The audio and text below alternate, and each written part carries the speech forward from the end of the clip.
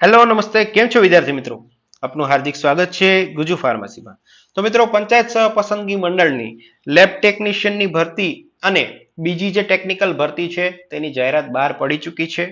આજે અહીંયા આપણે ચર્ચા કરવાના છીએ લેબ ટેકનિશિયનનો જે ડિટેલ સિલેબસ છે તેના વિશે અને ભરતીની અન્ય કેટલીક માહિતીઓ વિશે.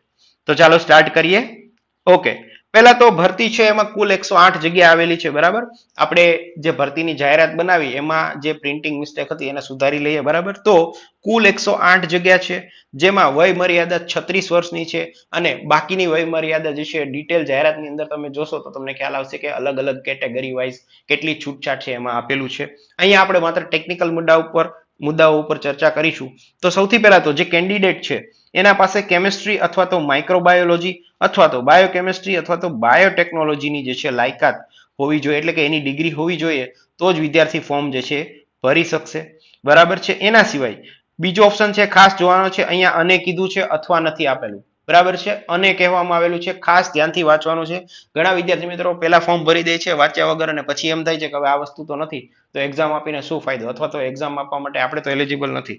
તો એવું ન થાય એના માટે ખાસ ધ્યાન રાખવાનું છે કે અહીંયા શું કીધું છે કે અને એટલે કે ડિગ્રી સાથે તમારી પાસે diploma in laboratory technician, medical ટેકનોલોજીનો લેબોરેટરી ટેકનિશિયનનો અથવા મેડિકલ લેબોરેટરી ટેકનોલોજી અથવા પોસ્ટ ગ્રેજ્યુએટ ઇન સેમ એટલે કે પોસ્ટ ગ્રેજ્યુએટ મેડિકલ લેબોરેટરી ટેકનોલોજીમાં 1 વર્ષનો મેડિકલ લેબોરેટરી ટેકનિશિયનનો ટ્રેનિંગ કોર્સ અથવા તો સરકાર માન્ય કોઈ પણ સંસ્થાનો લેબોરેટરી ટેકનિશિયનનો કોર્સ કરેલ હોવો જરૂરી છે. માત્ર ડિગ્રી નહીં. બરાબર, ડિગ્રીની સાથે અહીંયા જે કોર્સ સૂચવેલા છે એ તમારી પાસે ફરજિયાત હોવા જરૂરી છે, કારણ કે જ્યારે ડીવીમાં જશો ત્યારે બધા સર્ટિફિકેટ્સ માંગશે. બીજી વસ્તુ, ગુજરાતી અને હિન્દી બંને ભાષાનું સંપૂર્ણ જ્ઞાન હોવું જરૂરી છે, એટલે કે તમે બોલવા, લખવા અને વાંચવા માટે સક્ષમ હોવા જોઈએ. ત્રીજી વસ્તુ, બેઝિક કોમ્પ્યુટરનું નોલેજ. સિવિલ સર્વિસીસના રૂલ પ્રમાણે તમારી પાસે બેઝિક કોમ્પ્યુટરનું નોલેજ હોવું જોઈએ. બરાબર, એમાં કઈ કઈ વસ્તુ ઇન્ક્લુડ છે એની આગળ ચર્ચા કરીએ. ઓકે, આગળ વધીએ. પછી હવે તમે અત્યારે ઓલરેડી કોઈ કોર્પોરેશનની અંદર, ગુજરાત સરકારની અંદર અથવા તો અર્ધ સરકારી સંસ્થા હોય એની અંદર નોકરી કે ફરજ બજાવતા હોય, બરાબર, તો પણ તમે ફોર્મ ભરી અને અરજી કરી શકશો. પણ તમારે તમારી જે કચેરી અથવા તો ખાતું છે એને જ્યારે ફોર્મ ભરો ત્યાંથી લઈ અને 7 દિવસની અંદર જાણ કરવાની રહેશે અને તમારે નો ઓબ્જેક્શન સર્ટિફિકેટ લઈ લેવાનું રહેશે, જે તમારે ડીવી વખતે રજૂ કરવાનું થશે. ક્લિયર છે. પછી કોમ્પ્યુટર બેઝિક વિષયની વાત છે, તો એમાં કેવું છે કે કોઈ પણ વિદ્યાર્થી જે એપ્લાય કરે છે એના પાસે બેઝિક કોમ્પ્યુટર નોલેજ હોવું જરૂરી છે. કોમ્પ્યુટરનું સરકાર માન્ય કોઈ પણ સંસ્થાનું ડિગ્રી કે ડિપ્લોમાનું સર્ટિફિકેટ અથવા તો કોઈ પણ જે સરકાર માન્ય ઓર્ગેનાઇઝેશન સંસ્થા હોય એના પાસેથી કોમ્પ્યુટરના બેઝિક નોલેજનો કોર્સ કરેલો છે એનું સર્ટિફિકેટ રજૂ કરવું જરૂરી છે. આ જે સર્ટિફિકેટ છે માત્ર એલિજિબિલિટી માટે છે. તમે એક્ઝામ આપો છો, પાસ થઈ જાઓ છો, જોબે લાગી જાઓ છો, પછી તમારે ટ્રિપલ સી તો આપવાની જ છે ડ્યુરિંગ જોબ. બરાબર, આ મિસમેચ નથી કરવાનું. જોબ કરતા હશો તો પણ તમારે ટ્રિપલ સી તો આપવાની જ છે. ઘણાને એમ થશે કે અમારી પાસે ટ્રિપલ સી નું સર્ટિફિકેટ તો અમે જમા કરાવેલું છે. 100%, પણ તમે એક્ઝામ આપી અને જ્યારે જોબ કરશો તો ત્યારે તમારે 5 વર્ષની અંદર કાયમી થવાની આ કન્ડિશન છે. કાયમી નિમણૂક મેળવવા માટે તમારે ટ્રિપલ સી ની પરીક્ષા ફરીથી પાસ કરવી પડશે. બીજી વાત કરીએ તો ધોરણ 10 અને 12 ની અંદર જો તમે કોમ્પ્યુટર વિષય તરીકે રાખેલ હોય અને એ પાસ કરેલું હોય તો તમે કોમ્પ્યુટરનું બેઝિક નોલેજ ધરાવો છો, એ ક્રાઇટેરિયા પાસ કરો છો. બરાબર છે. વાત કરીએ પગારની, તો પગાર ધોરણ જે છે 40,800 રૂપિયા એ 5 વર્ષ સુધી તમારો ફિક્સ પગાર રહેશે અને 5 વર્ષ પછી તમને કાયમી કર્મચારી તરીકે નિમણૂક આપવામાં આવશે. પછી વાત કરીએ તો વેબસાઇટ જે છે તમારે ઓજસની જે લિંક છે એના ઉપર જઈ અને ફોર્મ ભરવાનું રહેશે. 29 તારીખે ફોર્મ ભરવાનું સ્ટાર્ટ થઈ ગયું છે. 1 વીક જેવો સમય જતો રહ્યો છે. ઘણા બધા વિદ્યાર્થી મિત્રોએ ફોર્મ ભરી દીધા છે. જે વિદ્યાર્થી મિત્રો નવા છે અથવા તો જેમને હજુ ફોર્મ ભરવાનું બાકી છે તો એમને કહેવાનું કે આપણે પોસિબલ થાય તો આજે અથવા તો કાલની તારીખની અંદર ડિટેલ વિડીયો મૂકીશું કે જેમાં કોઈ વિદ્યાર્થી પહેલી વાર ફોર્મ ભરતું હોય, ઓટીઆર કરેલું, ઓટીઆર એટલે કે વન ટાઈમ રજીસ્ટ્રેશન કરેલું હોય અથવા તો ન કરેલું હોય તો ફોર્મ કઈ રીતે ભરવું એ આખી કમ્પ્લીટ પ્રોસિજર સમજાવતો વિડીયો આપણે અહીંયા મૂકી દેશું. બરાબર છે. એ સિવાય અહીંયા લખેલું છે કે લઘુત્તમ જે લાયકી ગુણ છે 40% થી ઓછાનો, એટલે કે 100 માર્કનું પેપર હશે તો ઓછામાં ઓછા એલિજિબિલિટી માટે, બરાબર, મેરિટમાં ખાલી એલિજિબલ થવા માટે, એવું મેરિટ નહીં કે જે તમને ફાઇનલ થઈ જાય જોબ મળી જાય, પણ ખાલી મેરિટની અંદર ઇન્ક્લુડ થાય તમારું નામ, એના માટે પણ તમારે 40% ગુણ લાવવા ફરજિયાત છે. બીજી વસ્તુ, ફી જે છે એક્ઝામની 100 રૂપિયા રાખવામાં આવી છે. એક્ઝામ OMR એટલે કે MCQ હાર્ડ કોપીનું પેપર હશે કે પછી CBRT થી લેવાશે એ હજુ નક્કી કરવામાં નથી આવેલું. એ જે તે સમયે ડિસાઇડ થશે એ પ્રમાણે તમને જાહેરાત મંડળ દ્વારા કરવામાં આવશે. પછી મલ્ટિપલ અરજી કરશો તો રદ થશે. એટલે કે એક જ સ્ટુડન્ટ 3 થી 4 ફોર્મ ભરશે તો એના ફોર્મ રદ થશે. માત્ર જે સૌથી છેલ્લે ફોર્મ ભરી અને કન્ફર્મ કરેલું ફોર્મ હશે એ જ ગણવામાં આવશે. અને કન્ફર્મની સાથે જે ફોર્મની ફીસ ભરી હોય એને જે લોકો માન્ય ગણશે. તમે 3-4 ફોર્મ ભરશો તો જે છેલ્લે ફોર્મ ભરાણું હશે, છેલ્લા ટાઈમ પ્રમાણે જે ફોર્મ ભરાણું હશે અને એની ફીસ કમ્પ્લીટ હશે એ જ તમારું માન્ય થશે. માત્ર ફોર્મ ભરવાથી તમે એક્ઝામ આપી શકશો એવું નથી. એક્ઝામ ફી ભરશો તો જ તમારું ફોર્મ ફાઇનલી કન્ફર્મ ગણાશે. ક્લિયર છે આટલું? જે પણ વિદ્યાર્થી મિત્રો નવેસરથી ફોર્મ ભરે છે એમના માટે વાત છે. જે ઓલરેડી 1-2 વખત 5-6 વખત એક્ઝામ આપી ચૂક્યા છે એમને આ વસ્તુ ખ્યાલ જ હોય છે. બીજી વસ્તુ કે ફોટોગ્રાફની સાઇઝ 15 KB ની રાખવાની રહેશે. તો ફોટોગ્રાફમાં ઘણા બધા વિદ્યાર્થી મિત્રોને અવારનવાર પ્રશ્ન થતા હોય છે, ફોટોગ્રાફ્સ અપલોડ નથી થતા અથવા તો ફોટોગ્રાફ છે એનું એડિટિંગ પ્રોપરલી ફાવતું ન હોય. તો જે લેબટેકના વિદ્યાર્થીઓ છે એ પહેલીવાર ગુજુ ફાર્માસિટીની આ જે ચેનલ છે એમના સાથે જોડાયેલા છે એટલે એમને કદાચ ખ્યાલ નહીં હોય. તમને ફોટોગ્રાફ બાબતે ફોર્મ ભરી રહ્યા હોય ત્યારે કોઈ પણ પ્રકારનો પ્રશ્ન હોય તો ગુજુ ફાર્મસીના જે સોશિયલ મીડિયા હેન્ડલ્સ છે તેના ઉપર એની ટાઈમ ગુજુ ફાર્મસીનો કોન્ટેક્ટ કરજો. અમે તમને ઓન ધ સ્પોટ પોસિબલ હશે તો ત્યારે જ રિપ્લાય આપી અને તમારો પ્રોબ્લેમ સોલ્વ કરી દઈશું. ભૂતકાળની અંદર અમે ફાર્મસીનું જ્યારે આ સેશન આ પ્રકારનું આપણે જ્યારે લઈએ છીએ ફોર્મ ભરવાનું તો એવા કેટલા બધા વિદ્યાર્થી મિત્રો છે કે જેના ફોર્મ ગુજુ ફાર્મસીએ પણ ભરેલા છે. આપણે ઘણા બધા વિદ્યાર્થી મિત્રોને ફોર્મ ભરવામાં પણ હેલ્પ કરીએ છીએ. કારણ કે ઘણા બધા વિદ્યાર્થીઓ એવા હોય છે કે જે પહેલી વાર ફોર્મ ભરે છે તો એમને આ ફોટોગ્રાફ છે, ઓનલાઈન પેમેન્ટ છે એમાં ખ્યાલ નથી આવતો. તો એમાં અમે હેલ્પ કરીએ છીએ. બરાબર છે? તો તમે બિંદાસ કોઈ પણ જાતનું ટેન્શન રાખ્યા વગર ગુજુ ફાર્મસીનો એની ટાઈમ સંપર્ક કરજો. અમે તમને યોગ્ય ઉત્તર આપીશું. બરાબર છે? બીજી વાત કરીએ તો જ્યારે પણ તમે ફોર્મ ભરો તો ખૂબ જ ધ્યાનથી ફોર્મ ભરવાનું છે. કારણ કે જે વિગત તમે ફોર્મમાં ભરશો એ જ વિગત તમારે ડીવી વખતે એમને અવેલેબલ કરાવવાની થશે. એટલે કે જે સર્ટિફિકેટ લખ્યું હશે, સર્ટિફિકેટમાં જે નામ હશે, તમારું જે આઈડેન્ટિટી પ્રૂફ જે તમે નાખ્યું હશે એ જ બધી વિગતો તમારે ત્યાં એમની સામે રજૂ કરવાની થશે. એટલે ખૂબ જ ધ્યાનથી ફોર્મ ભરવાનું છે. બરાબર છે? અત્યારે જે ભૂલ કરશો એ પાછળ ભોગવવાની થશે. એટલે ધ્યાનથી ફોર્મ ભરજો. ઉતાવળ નહીં કે જલ્દી. અત્યારે ઘણો બધો ટાઈમ છે. શાંતિથી આપણો જે ફોર્મ ભરવાની પ્રોસેસનો જે વિડીયો આવે એક વખત ખૂબ જ શાંતિથી જોઈ લેવાનો પહેલા કે કેટલા કેટલા સ્ટેપ્સ છે અને કઈ રીતે ફોર્મ ભરવાનું છે. પછી તમારું ફોર્મ ભરજો. આખું ફોર્મ ભરતા જો વન ટાઈમ રજીસ્ટ્રેશન કરેલું હશે તો આખું ફોર્મ ભરતા મેક્સિમમ 5 થી 7 મિનિટ થશે. અને જો વન ટાઈમ રજીસ્ટ્રેશન કરેલું નહીં હોય તો તમારે મેક્સિમમ ફોર્મ ભરતા 15 થી 20 મિનિટ થશે કે તમારે એક એક વસ્તુ ચેક કરતી જવાની અને પછી એન્ટર કરવાની. બરાબર છે? તો એટલો ટાઈમ આપો અને શાંતિથી ફોર્મ ભરો. બરાબર છે? બીજું કે વેબસાઇટની અંદર જે સેશનનો ટાઈમ આઉટ છે એ ખૂબ જ સારો છે. બરાબર છે? એવું નથી કે તમે હજી વિગત નાખીને ફટાફટ ફોર્મ ના ભર્યું તો ટાઈમ ઓફ થઈ જાય ને બધું તમારે ફરીથી નાખવું પડે. બરાબર? એટલે એવું કોઈ ટેન્શન રાખવાનું નથી. બીજું, અરજી ફી ઓનલાઈન કરશો ત્યારે 100 રૂપિયા છે. પણ જો તમે સમયસર એક્ઝામ ફી નથી ભરતા તો તમારે પેનલ્ટી ભરવી પડશે. એટલે કે પછી તમે પાછળથી ફી ભરવા ઈચ્છો છો તો તમારે જે મંડળની જે ઓફિસ આવેલી છે ત્યાં ફી ભરવા જવું પડશે અને 500 રૂપિયા ચૂકવવા પડશે. બરાબર? એ લોકો service charge, late service charge અથવા તો જે વર્કિંગ ચાર્જ છે એ તમારી પાસેથી ત્યારે આખો ચાર્જ લેશે. તો એવું ન થાય એટલે જ્યારે ફોર્મ ભરો એ જ દિવસે પેમેન્ટ કરી દેવાનું. હા, એવું બની શકે કે તમને એવું લાગે કે અત્યારે નેટની સ્પીડ સારી નથી, પેમેન્ટમાં પ્રોબ્લેમ થશે તો થોડીક વાર રાહ જોઈને ભરો, પણ એ જ દિવસે ફી ભરવાનું રાખો એટલે તમારું કન્ફર્મેશન સાથે જ થઈ જાય. બરાબર છે વિદ્યાર્થી મિત્રો? હવે વાત કરીશું પરીક્ષા પદ્ધતિ અને પછી આગળ ડિટેલ સિલેબસ. તો પરીક્ષા પદ્ધતિ અહીંયા કઈ રીતે રહેશે તો કે તમને 3 કલાકનો સમય આપવામાં આવશે. કુલ 200 પ્રશ્નો તમારે એટેમ્પ્ટ કરવાના છે જે ગુજરાતી અને અંગ્રેજી બંને ભાષાની અંદર અવેલેબલ હશે. નેગેટિવ માર્કિંગ છે 0.25 નું. બરાબર? તો એ પણ તમારે ધ્યાન રાખવાનું છે. ગૌણ સેવાની અંદર અહીંયા કોઈ પ્રકારના પાર્ટીશન નથી. એક જ એક્ઝામ, એક જ પેપર અને એમાં જ બધું આવી જશે. કઈ રીતે વિભાગ હશે? તો પહેલો વિભાગ હશે જનરલ અવેરનેસ અને જનરલ નોલેજ કે જેમાં તમને કરંટ અફેર્સને લગતા પ્રશ્નો અને જનરલ નોલેજની અંદર એક સાથે ઘણા બધા વિષયના ક્વેશ્ચન સાથે પૂછવામાં આવશે. તો બધાને ખ્યાલ જ હશે. બરાબર? એ વિભાગ છે 35 માર્કનો રહેશે. ગુજરાતી વ્યાકરણ એ 20 માર્કનું આવશે. ગુજરાતીની જેમ અંગ્રેજી વ્યાકરણ એ પણ 20 માર્કનું આવશે. બરાબર? ગુજરાતી વ્યાકરણ છે એમાં એક વસ્તુ કહેવાની છે કે ગુજરાતી વ્યાકરણની અંદર તમને ન માત્ર ગુજરાતી વ્યાકરણ, એમાં ગુજરાતી સાહિત્યના પ્રશ્નો પણ ઇન્ક્લુડ કરવામાં આવે છે, તો એ પણ તમારે ધ્યાન રાખવાનું છે. બરાબર છે. પછી જનરલ ગણિત, રીઝનિંગ અને ડેટા ઇન્ટરપ્રિટેશન. હવે ડેટા ઇન્ટરપ્રિટેશન છે ખરેખર રીઝનિંગનો જે પાર્ટ છે, પણ અહીંયા એ લોકો અલગથી લખે છે એટલે આપણે તમને એઝ ઇટ ઇઝ આપેલું છે. તો 25 માર્કના ક્વેશ્ચન એ તમારા રીઝનિંગના અને ગણિતના રહેશે. જે પણ વિદ્યાર્થી મિત્રો ગુજુ ફાર્મસીના સ્ટુડન્ટ છે એમનો તો ખ્યાલ જ છે કે આપણે જે ગણિત અને રીઝનિંગ છે તો બંનેના અલગ અલગ પ્રેક્ટિસ સેશન મૂકીએ છીએ અને દરેક પ્રકારના ક્વેશ્ચન્સ ઇન્ક્લુડ કરીએ છીએ.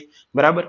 તો લેબટેકના વિદ્યાર્થીઓ માટે ખાસ કે આપણે ગણિત અને રીઝનિંગના સેશન લેશું તો એમાં દરેક પ્રકારના વિષયના ક્વેશ્ચન્સ ઇન્ક્લુડ કરશું. એ તમે હવે એ જોવા માટે તમારે બીજે ક્યાંય જવાની જરૂર પડશે નહીં. બરાબર છે. પછીનો સેક્શન છે એ શેનો છે તો કે તમારા ટેકનિકલ સંબંધિત વિષય. બરાબર. જે તમારી ડિગ્રી છે એને રિલેટેડ ક્વેશ્ચન આવશે. એ કુલ 100 પ્રશ્નો હશે. ગુજરાતી અને ઇંગ્લિશ બંને લેંગ્વેજની અંદર અવેલેબલ હશે. બરાબર. ટેકનિકલ વિભાગના જે પ્રશ્નો છે એ બંને લેંગ્વેજની અંદર અવેલેબલ હશે. એમ કુલ તમારે 200 માર્કની એક્ઝામ આપવાની છે. બરાબર છે વિદ્યાર્થી મિત્રો. પછી વાત કરીએ ડિટેલ સિલેબસની. તો હવે જે જનરલ અવેરનેસ અને જે જનરલ નોલેજનો વિભાગ છે એમાં એ લોકોએ જે જનરલ નોલેજનો વિભાગ છે એનું તો ડિટેલ તમને ક્લેરિફિકેશન જે મંડળની જાહેરાત આવેલી છે ડિટેલ, બરાબર, એમાં બધું આપી દીધેલું છે. તો એમાં 35 માર્કની અંદર તમારે જનરલ મેન્ટલ એબિલિટી અને ઇન્ટેલિજન્સ લખ્યું છે. હવે ગણિત, રીઝનિંગ અને જે ડેટા ઇન્ટરપ્રિટેશનનો સેક્શન છે એ ઓલરેડી 35 માર્કનો પૂછાવાનો છે. પણ જનરલ નોલેજની અંદર એ લોકો લખે છે કે જનરલ મેન્ટલ એબિલિટી અને ઇન્ટેલિજન્સ, એનો મતલબ એમાં પણ ગણિત, રીઝનિંગ કે આ બધા પ્રશ્નો છે તમારી મેન્ટલ એબિલિટી ચકાસવાના, એના પ્રશ્નો પૂછાઈ શકે છે. એટલે એના 35 લખેલા છે તો એવું જરૂરી નથી, બરાબર, કે એમાં એ લોકો જે જનરલ નોલેજ, ઇતિહાસ, ભૂગોળ ને એના જ ક્વેશ્ચન પૂછે. એમાં મેથ્સ, રીઝનિંગના ક્વેશ્ચન જનરલ તરીકે ઇન્ક્લુડ કરી અને પૂછી શકે છે. બરાબર છે વિદ્યાર્થી મિત્રો. પછી વાત કરીએ તો ભારત અને ગુજરાતનો ઇતિહાસ, ભારત અને ગુજરાતનો સાંસ્કૃતિક વારસો, રમતગમતના પ્રશ્નો. બરાબર. રમતગમતમાં જનરલી હવે જે રમતગમતના કરંટ અફેર્સના સવાલ છે એ વધારે ઇન્ક્લુડ કરવામાં આવતા હોય છે. પછી ભારતનું બંધારણ અને રાજકારણ, પંચાયતી રાજ અને ભારતીય અર્થતંત્ર અને તેનું આયોજન, કેન્દ્ર અને ગુજરાત સરકારની યોજનાઓ, જે નવી યોજનાઓ ચાલુ થઈ છે એ અને જૂની યોજનાની અંદર કઈ અપડેટ્સ આવ્યા હોય તો એ તમારે યાદ રાખવાના છે. સામાન્ય વિજ્ઞાન, પર્યાવરણ અને ઇન્ફોર્મેશન ટેકનોલોજી, એના ક્વેશ્ચન્સ આવશે.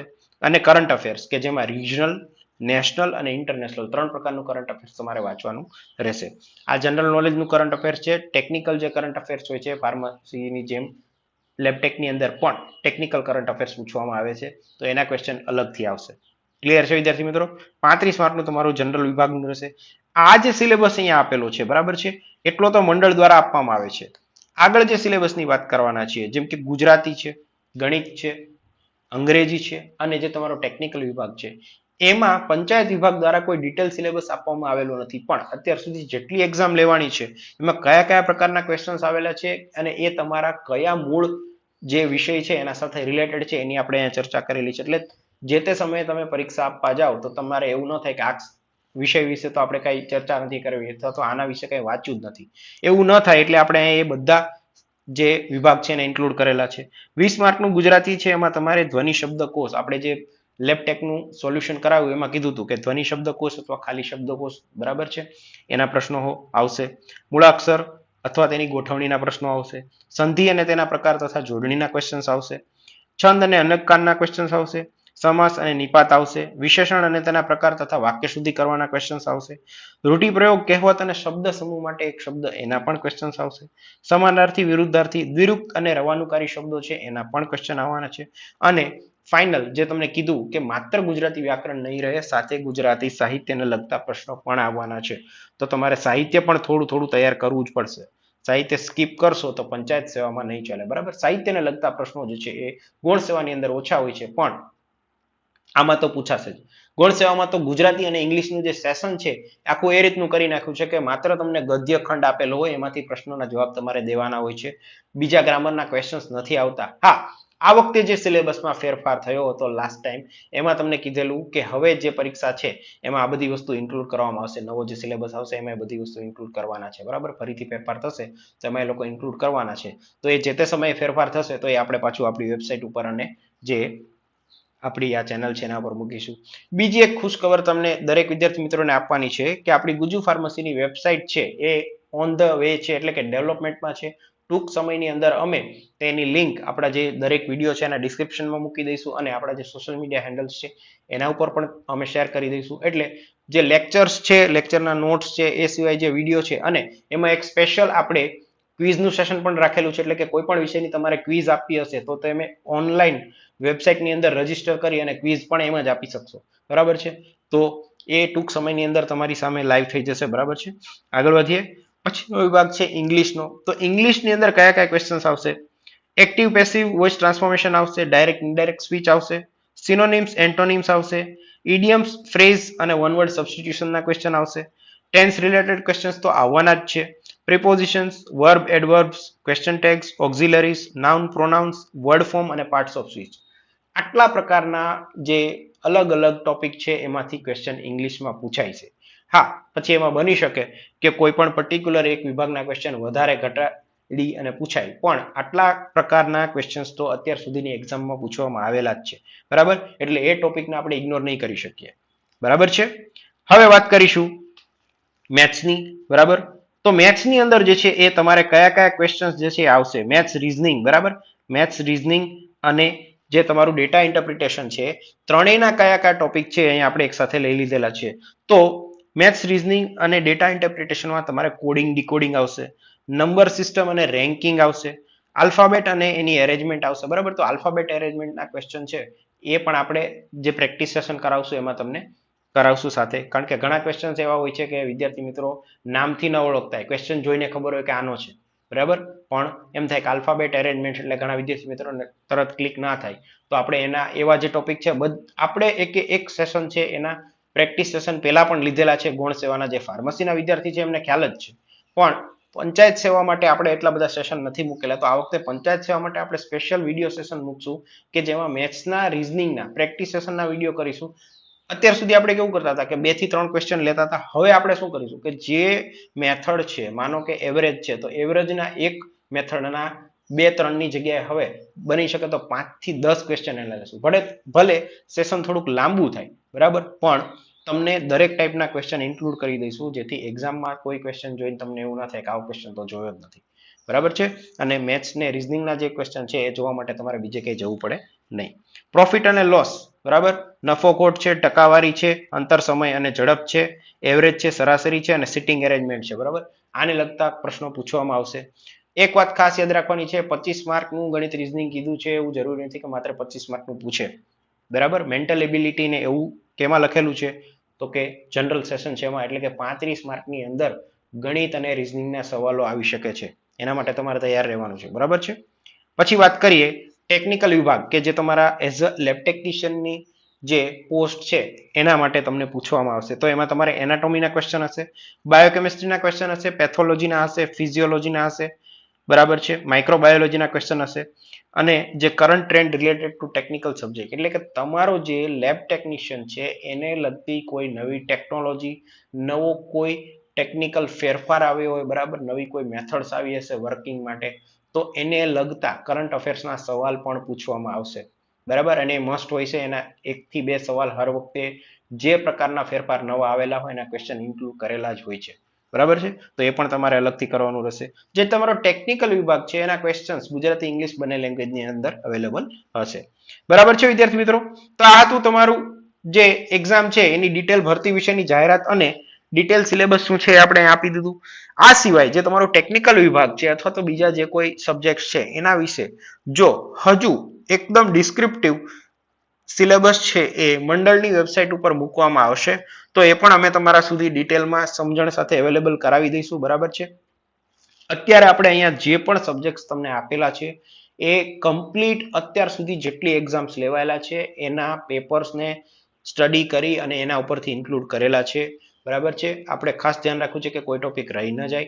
એટલે કે અહીંયા જે ટોપિક આપેલા છે એ તો આપણે કરવાના જ છે, એના સિવાયના એક્સ્ટ્રા ટોપિક છે એ પણ કરાવીશું. જેમ કે મેથ્સ અને રીઝનિંગનું આપણે ખાલી એક્ઝામ્પલ લઈએ. બરાબર, આવી રીતે ટેકનિકલ અને બીજા સેશન છે એમાં જ થશે, પણ આનું ખાલી એક્ઝામ્પલ લઈએ છે કે અહીંયા મેથ્સ અને રીઝનિંગમાં સિલેક્ટિવ 7-8 ટોપિક તમને અહીંયા બતાવેલા. બરાબર, પણ આપણે એવું નહીં કરીએ. આપણે જે અહીંયા નથી લખેલા એ ટોપિકના પણ પ્રેક્ટિસ સેશનમાં ક્વેશ્ચન લઈશું, જેથી કદાચ બાય ચાન્સ કોઈ ક્વેશ્ચન નવેસરથી પૂછવામાં આવે મેથડ એડ કરીને તો તમારે એ બાબતે ડાઉટ ન રહે. તમે જે તે સમયે પેપર અટેમ્પ્ટ કરો તો આરામથી ક્વેશ્ચનનો આન્સર આપી અને આવી શકો.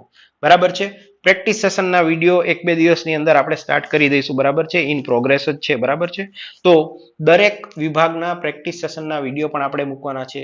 હજુ પણ તમને કહેવાનું કે જે પણ વિદ્યાર્થી મિત્રો નવા છે, પહેલી વાર વિડીયો જોઈ રહ્યા છે, તો તેમને કદાચ ચેનલ છે એમાં જોઈ તો એવું લાગશે કે લેબટેકના વિડીયો એટલા બધા નથી.